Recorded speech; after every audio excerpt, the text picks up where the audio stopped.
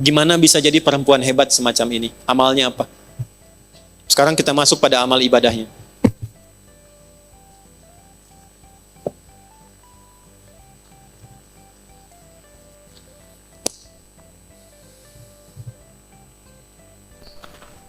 Jadi kalau ibu ingin naikkan level, mendekati Sayyidah Aisyah, ya, kan ada level ingatan tuh 4 ya bu. Ya, 1, cepat ingat, lama lupa. Oke? 2, lambat ingat, lambat lupa. 3, lambat ingat, cepat lupa. Baik, ini yang parah nih. Ya, ini yang parah. Yuk kita ulangi dulu. 1, cepat ingat, lambat lupa. 2, cepat ingat, lambat lupa. 3, cepat ingat, cepat lupa. Nah, ini yang repot ini. Yang keempat, lambat ingat, cepat. Saya udah nerangin 2 jam. Paham ibu? Tidak. Dia begitu mau ditutup, paham. Keluar, lupa. Baik. Sayyidah Aisyah ini level nomor 5. Cepat ingat, sulit lupa. Cepat ingat, sulit. Jadi bukan mau ingat, mau lupa susah. Mau lupa susah. Biasanya kan yang begitu utang ya. Ya kan? Ya. Ini yang kelima, cepat ingat, sulit lupa. Amalannya apa? Yuk kita bagi 2 saja. 1, sholatnya. Amalan sholatnya.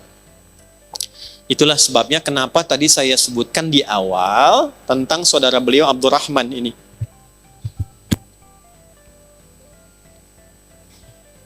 Sepeninggal Nabi SAW, Sayyidah Aisyah itu masih konsisten mengerjakan semua arahan Nabi. Saya ulang. Sayyidah Aisyah radhiyallahu taala anha, sepeninggal Nabi SAW, suami beliau tercinta, itu masih konsisten mengerjakan semua arahan Nabi, termasuk dalam ibadah ritualnya. Saya gambarkan ya bu ya, duhanya dalam satu hadis. Jadi saya nggak bicara tentang tahajudnya karena levelnya terlampau tinggi, duhanya dulu aja. Artinya Sayyidah Aisyah bukan hanya menjaga sholat fardu, tapi sholat sunnah. Jadi kalau level ibu ingin naik, kecerdasannya meningkat, anak juga ingin meningkat, maka tingkatkan sholatnya. Saya ulang ya, tingkatkan apa? Sholatnya. Nah, meningkatkan sifat ibadah ritual itu salah satu bagian dari amalan takwa namanya. Amalan apa? Takwa. Ini saya urutkan supaya mudah dipahami. Takwa itu adalah kondisi terdekat dengan Allah. Ya, kondisi terdekat dengan Allah. Jalannya dibangun lewat ibadah. Untuk mencapai takwa itu lewatnya ibadah. Salah satunya sholat. Salah satunya sholat. Disebutkan kalimat takwa dan derivasinya, turunannya, itu sebanyak 240 kali dalam Al-Quran. Di antara penyebutan itu, ada yang menunjuk jalan-jalan takwa. Di antaranya sholat. Al-Baqarah ayat 2-3. Dzalikal kitabu la hudal lil.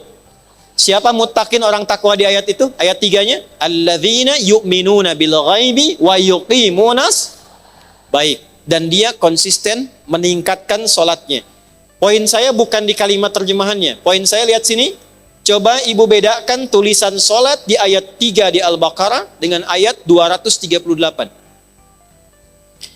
Ketika kita membuka Quran surah kedua Al-Baqarah di ayat 238, saat Allah berfirman, Hafizu ala salawati. Tulisannya begini. Alif, lam, sad, lam, wawu, alif, ta maftuhah. Begini. Salawat. Silahkan cek di mushaf. Tapi ketika Allah berfirman di Al-Baqarah ayat 3, alladzina yu'minuna bil ghaibi wa yuqimunas shalah. Perhatikan. Tulisannya begini, lihat mushafnya terjemahan kalau tidak percaya. Alif, lam, sad, lam, waw, fathah tegak begini, tak marbutah. Silakan cek. Apa bedanya? Jika kita mengacu kepada Al-Baqarah ayat 238, hafizu 'alas salawat begini.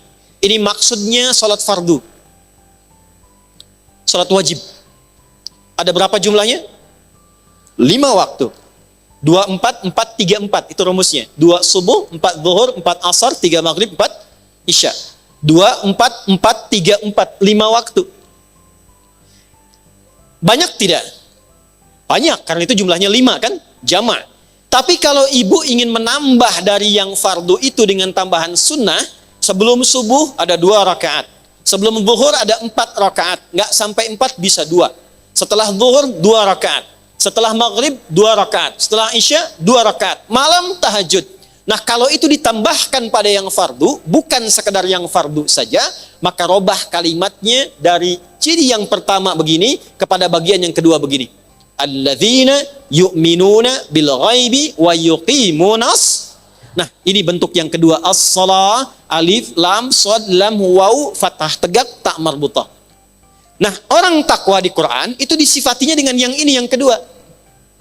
Jadi ketika ibu ingin meningkatkan diri menjadi pribadi lebih takwa, naik levelnya, yang Allah tantang, challenge dari kita adalah naikkan dari yang fardu. Kalau salat 5 waktu itu wajib. Jadi yang tidak ingin naik level pun tetap 5 waktu juga. Ibu pengen levelnya naik, tapi jumlahnya tetap sama. Apa bedanya dengan yang standar? Jelas? Nah, ketika disebutkan naikkan takwanya, tingkatkan takwanya, salah satu caranya sholat. Begitu ini optimal, naik. Apa kaitan takwa dengan kehidupan kita? Tadi saya contohkan Sayyidah Aisyah begitu tinggi ilmunya. Hubungan takwa dengan ilmu ditemukan di Quran surah kedua Al-Baqarah di ayat 282. Satu-satunya ayat paling panjang dalam Al-Quran. Lihat langsung ke bagian bawah paling pojok sebelah kiri. Lihat ujung ayatnya. Quran surah kedua Al-Baqarah ayat 282 sebelah kiri. Lihat ujung paling bawah. Wattaqullah, tingkatkanlah takwamu kepada Allah. Wa yu'allimukumullah, semakin meningkat takwamu, Allah tanamkan, ajarkan dan tambahkan pengetahuan pada dirimu. Jadi akselerasi, percepatan pengetahuan itu bukan hanya ditempuh dengan ikhtiar kita untuk menghafal dan belajar. Kalau pengen cepat dapat aksesnya, dekati pemiliknya. Yang punya ilmu siapa? Allah. Yang punya harta siapa? Ya, alhamdulillah Allah titipkan pengelolaan sebagai amanah tempat ini kepada Bu Anita. Punya akses dengan Bu Anita, cepat nih bisa pesan tempat nih. Bahkan kita bisa pesan, Bu, kalau bisa besok-besok di depan ada domnya ya, supaya yang di luar itu misalnya bisa lebih nyaman. Sepakat? Insya Allah jadi pahala misalnya ya. Nah, itu bisa lebih cepat diwujudkan ketimbang saya bilang sama Teh Nanet, ya? Atau Bu Novi misalnya. Kenapa? Karena aksesnya cepat. Sekarang Anda bayangkan, yang punya ilmu siapa?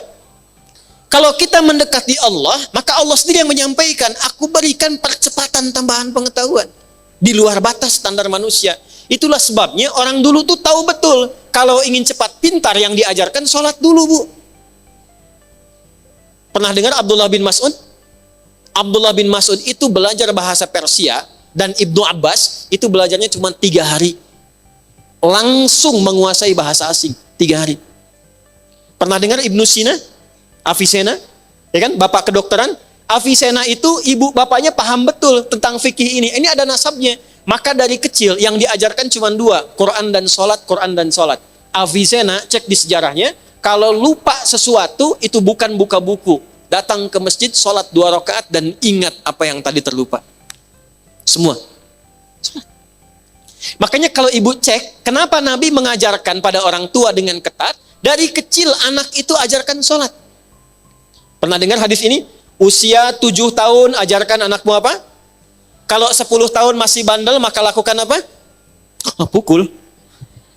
Bukan. Itu terjemahannya kurang tepat, bukan dipukul. Ya, bukan dipukul. Terjemahannya adalah berikan pelajaran yang membuat dia mengerti.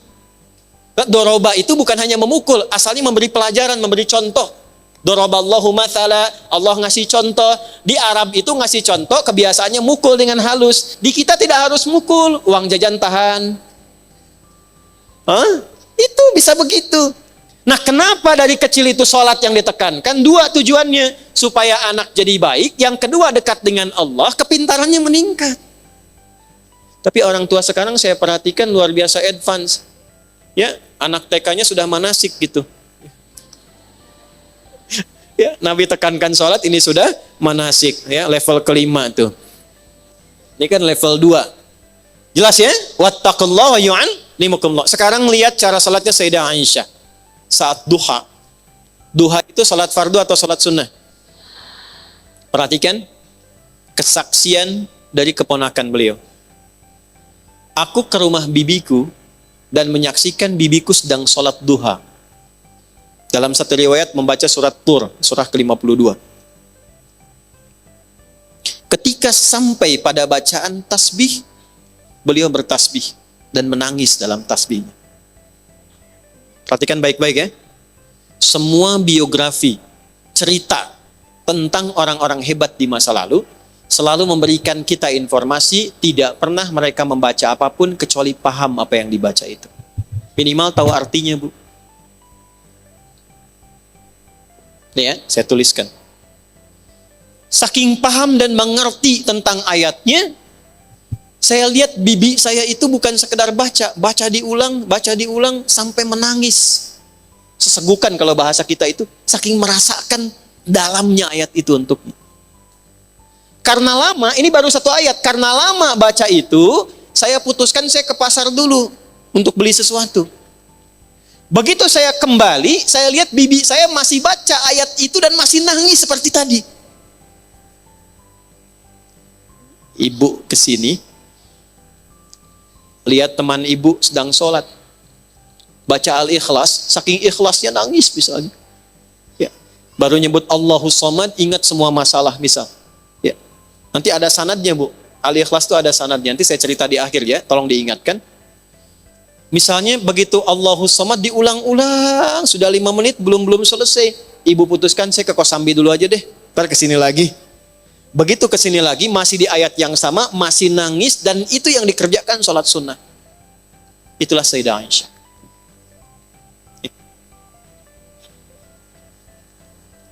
Nah, jadi kalau sekarang kita berpikir ingin menaikkan level dan meneladani ini, cara pertamanya adalah satu, jangan biarkan semua ibadah kita itu hampa makna.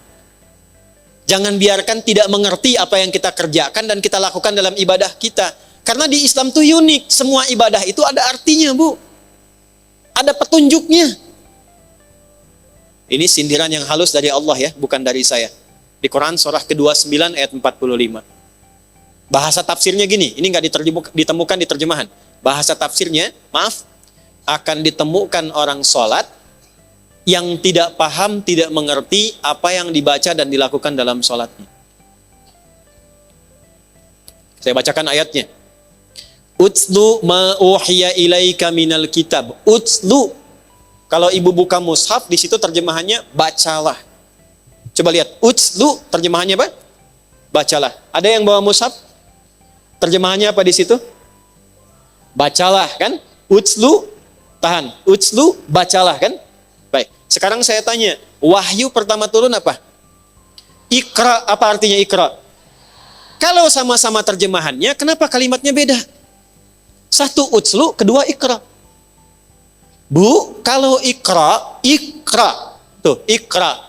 Dari kata kiro'atun. Artinya, baca tanpa menuntut paham. Yang penting baca. Jelas? Kalau utslu dari kata tilawah. Tilawah. Punya 3 arti. 1, baca. 2, pahami yang dibaca itu. 3, amalkan sesuai pemahaman dari bacaan tadi. Baca, pahami, amalkan, kerjakan. Itu tilawah. Baik. Kenapa wahyu yang pertama bacaannya Iqra bukan utslu? Karena Nabi itu nggak pernah belajar baca, apalagi paham. Nggak pernah sekolah, nggak pernah baca. Ummi sifatnya. Ummi. Ya, seperti dilahirkan oleh ibu. Ummi itu maksudnya seperti yang baru dilahirkan oleh ibunya. Ada nggak anak yang baru lahir langsung bisa baca? Ya, begitu lahir, ini Budi, ini Ibu Budi. Nggak ada. Ya. Orang lahir itu nggak bisa baca, nggak paham pengetahuan. Nabi itu sifatnya ummi, maksudnya kayaumi wiladati ummihi, seperti hari dilahirkan ibunya, nggak bisa baca, nggak pernah sekolah, nggak punya guru. Jadi bagaimana bisa paham? Baca saja nggak bisa. Maka turunlah kalimatnya Iqra, bukan utslu. Iqra, Muhammad baca. Jawabnya apa? Ma'ana biqari, saya nggak bisa baca. Kalau ayatnya turun utslu, salah ayatnya. Karena memerintahkan paham. Baca aja nggak bisa, apalagi paham. Jelas? Tapi setelah ayat turun diajarkan sholat, dibimbing malaikat Jibril. Turun perintahnya, Muhammad jangan sekedar dengar bacaan Jibril. Belajar, pahami dari Jibril. Amalkan dari pemahaman itu. Baca Quran dengan artinya sampai paham, itu tilawah namanya. Makanya saat ada orang baca Quran, tapi tidak ada penerjemah, disebutnya qori kan? Qori, karena dia cuma qiraah. Tapi ketika di sampingnya ada yang menerjemahkan bacaan itu, siapa namanya? Sari tilawah. Karena yang pertama menerjemahkan tilawah itu Ibu Sari. Karena itu disebut Sari tilawah. Kalau yang menerjemahkan Adi, maka Adi tilawah, ya. Jadi sebetulnya namanya tilawah saja, tidak ada sarinya. Ya, Sari itu bahasa kita karena yang pertama terjemah Ibu Sari. Sekarang lihat, balik ke Sayyidah Aisyah tadi. Sayyidah Aisyah, paham tidak beliau apa yang dibaca? Mengerti tidak? Kenapa? Karena paham ayatnya. Perhatikan, utslu ma uhya ilaika minal kitab. Muhammad, sebelum tunaikan sholat, baca dulu. Pahami dulu ketentuan dalam sholat. Pahami dulu yang mau engkau baca dalam sholat. Wa aqimis sholat, setelah paham, baru kerjakan sholat. Itu yang menjadikan sholat kita itu jarang khusyuk. Itu yang menjadikan orang-orang yang sholat itu jarang khusyuk. Karena nggak ngerti yang dibaca. Coba jujur ya, saya tanya nih. Ibu ribuan kali ruku dan sujud. Paham nggak yang dibaca dalam ruku? Ngerti nggak ada yang dibaca dalam sujud? Nah itu yang menjadikan ketika sholat, setan itu begitu leluasa menggoda. Ini dari Nabi ya, kisi-kisinya nih. Ada di Abu Daud. Ada setan khusus, catat nih. Setan khusus yang tugasnya menggoda orang sholat. Tadi kan kita sepakat kurikulum fikih kuburan ya. Tambahan satu lagi nanti kita belajar insya Allah fikih setan. Belum pernah ada kan? Malaikat ada 10, setan jenisnya ada 9 yang pokok. Perhatikan, kalau tidak tahu setannya, kita tidak tahu di mana jebakannya. Karena selama ini ternyata yang menjebak bukan hanya Batman, tapi setan. Okay? Nah ada setan khusus menggoda orang sholat. Tahu namanya siapa? Namanya Khanzab. Tugasnya dimulai kapan? Saat kita mulai bertakbir. Jadi gini kondisinya nih. Sebelum takbir, Nabi yang mengatakan nih, riwayatnya sebelum takbir itu kita bisa fokus, siap-siap. Tapi begitu tangan diangkat dan lisan mengucapkan Allahu Akbar, fayaqulu syaitanu, maka Nabi mengatakan setan mulai bertugas. Uzkur kada, uzkur kada. Dia akan menampilkan kepada kita semua apa yang bisa diingat. Hatta la yash'ural musalli kam raka'atan yusalli, sehingga orang salat itu enggak fokus salatnya, bahkan dia bisa mengingat apa yang tidak ingin dia ingat, dan ada orang salat bahkan yang lupa berapa rakaat sedang menunaikan salatnya. Pernah terjadi? Allahu Akbar. Tadi lupa ya, status belum diupdate ya, yang di Instagram, ya Allah tadi nyimpan sendal di mana? Jemuran belum diangkat. Itu semua. Baru takbir. Apa yang mencegah kita supaya bisa mengatasi godaan tadi? Salah satunya, perhatikan, lisan berkata, pikiran menerjemahkan, hati meresapi. Saya ulangi, lisan berkata, iqrarum bil lisan, pikiran menerjemahkan, tarjamatul aqli, hati meresapi, tasdiqum bil qalbi. Idealnya begini Bu, Allahu Akbar, tangan diangkat, buang urusan dunia ke belakang. Dunia jangan dibawa-bawa.